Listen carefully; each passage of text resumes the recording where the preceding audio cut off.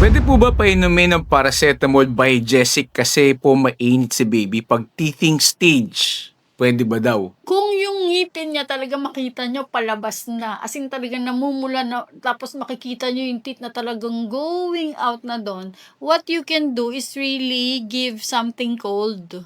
Like yung mga teeter lagay sa ref tapos ibibigay dun sa bata. Kung okay bigyan ng paracetamol, yes, it's okay lang na bigyan ng paracetamol provided tama yung dosage nyo. Okay?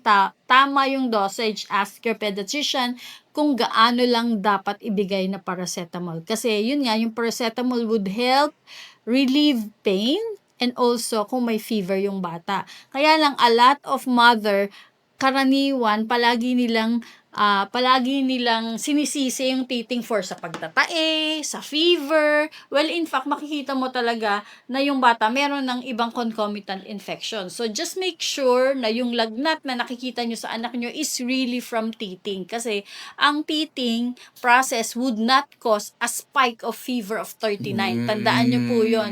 Kung yung lagnat niya beyond the mild type na kung teething lang yan, very mild lang po ang fever, nasa 37.8, 37, siguro 38 na the most, yung mga nakikita ko na talagang Low 38, oo, low. oo. As in talagang makikita mo yung ipin na talagang palabas na talagang pulang-pula, tas ayan na yung mga dulo nung teeth, palabas na gano'n. So yun, tas laway na laway. Yun yung I think talagang masasabi kong, Peak, possibly. yun yung peak. Oo, yun na yung peak na paglabas ng teeth na yun, dun lang usually iritable yung bata at maglalagnat ng very low grade. Kung yung lagnat ay dahil sa pag-iipin lang.